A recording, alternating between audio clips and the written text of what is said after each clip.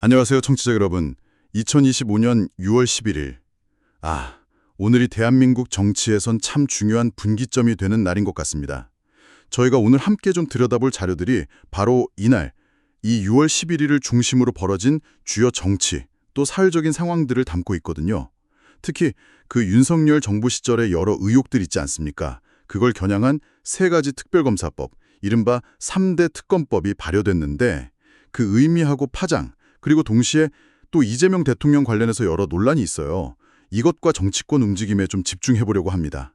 과연 이날의 사건들이 앞으로 어떤 영향을 줄지 그 핵심을 좀 파악해보는 게 오늘 저희 목표입니다. 네, 바로 시작해볼까요? 6월 11일, 그러니까 현 정부의 거의 1호 법안이라고 할 만한 세 개의 특검법이 동시에 발효됐습니다. 특검법이라는 게 아시겠지만 특정 사안에 대해서 검찰하고는 별개로 독립적인 수사팀을 꾸리는 제도잖아요. 네, 맞습니다. 이번에는 내란 특검법, 김건희 여사 특검법, 그리고 해병대원 특검법 이렇게 세 가지입니다. 각각 내용을 좀 보면요. 내란 특검법은 지난 정부의 그 12.3 비상계엄 선포 시도 있지 않았습니까? 이게 내란 행위였는지 이런 거 포함해서 11개 의혹이고요. 꽤 많네요. 네. 그리고 김건희 여사 특검법은 주가 조작 의혹부터 시작해서 명품 가방 수수까지 무려 16개 혐의. 또 해병대원 특검법은 최상병 순직 사건 수사 외압 같은 8개 의혹을 다룹니다. 이 세 가지가 동시에 진행된다는 거, 이게 사실 상당히 이례적이거든요. 그렇죠. 전례를 찾기 힘들죠. 네, 이전 정부의 거의 핵심 영역을 다 겨냥하는 그런 모양새입니다. 그렇습니다. 이게 단순히 그냥 개별 사건 수사를 넘어서요. 이 세 특검이 동시에 진행된다는 건 현 정부가 이전 정부의 국정 운영 시스템 자체에 좀 근본적인 문제가 있었다. 이렇게 보고 있다는 걸 시사하는 거죠. 수사 대상도 보면 전직 대통령실, 영부인, 군 지휘부 이렇게 서로 막 얽혀 있거든요. 그렇죠. 그래서 수사 과정에서 예상치 못한 어떤 연결고리가 드러날 가능성도 있고요. 예를 들면 그 김건희 여사 관련 의혹 수사가 비상계엄 선포 배경하고 또 연관될 수 있다. 이런 시각도 있더라고요. 그럴 수도 있겠군요. 물론 정치권 반응은 예상대로 정말 극명하게 갈립니다. 더불어민주당은 이거야말로 진실규명을 위한 국민적 요구에 부응하는 거다, 환영하는데 국민의힘은 이건 정치보복이다, 국력 낭비다 하면서 강하게 반발하고 표결에도 불참했죠. 네, 맞아요. 이런 상황이면 앞으로 엄청난 정치적 대립은 피하기 어려워 보입니다. 네, 그렇죠. 이 특검 정국이 아마 상당 기간 정치적 에너지를 확 빨아들일 가능성이 높습니다. 그러니까 과거사 규명에 집중하다 보면 정작 시급한 민생 법안 처리라던가 다른 국정 과제들이 좀 뒷전으로 밀릴 수 있다.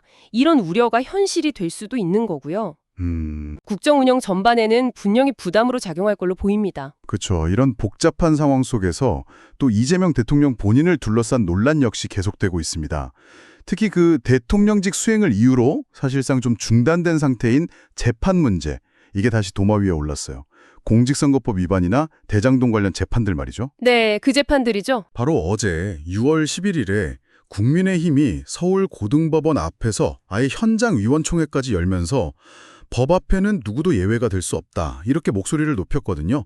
김용태 비대위원장은 대통령이 자기 혐의는 정치 탄압이라고 딱지 붙이고 법원은 권력에 부역하는 것처럼 몰아간다, 이렇게 비판하기도 했고요. 이 지점이 상당히 중요하다고 봅니다. 그러니까 대통령의 재판 절차가 이런 정치적 공방의 소재가 되고 그 진행 여부가 정치 상황에 영향을 받는 것처럼 보이는 모습, 이게 사법 시스템 자체에 대한 국민적 신뢰를 떨어뜨릴 수 있거든요. 그렇죠. 신뢰의 문제. 네, 이건 법치주의에 근간하고 바로 직결되는 문제죠. 게다가 또 오광수 민정수석 내정자로 지목된 인물 있지 않습니까?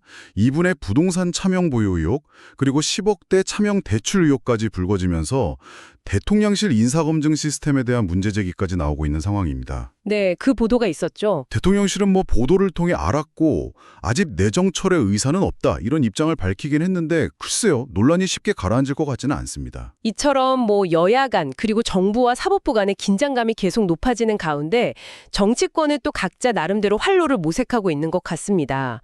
예를 들어 국민의힘 같은 경우는 당대표 선출 방식을 당원 투표 비중을 확 높였어요. 80%로. 아, 맞아요. 네, 이게 이제 한동훈, 원희룡, 나경원 이런 차기 주자들 경쟁 구도하고 맞물려서 뭐랄까 대여 투쟁력을 좀 강화하려는 그런 포석으로 읽힙니다. 정치권의 시선이 이렇게 과거와 현재에 아주 첨예한 논란에 막 집중되는 동안에요.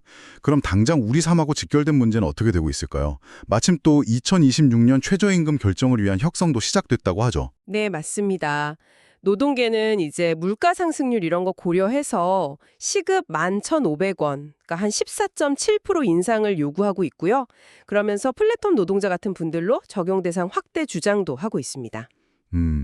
꽤 큰 폭이네요. 그렇죠. 반면에 경영계는 지금 경제 상황이 어렵다 이걸 들어서 동결이나 아니면 최소 인상 그리고 업종별로 좀 차등 적용하자 이렇게 주장할 걸로 예상돼서요. 이번에도 상당한 진통이 예상됩니다. 이게 또 우리 사회의 경제적 불균형 문제를 딱 압축적으로 보여주는 지점이기도 하고요. 네.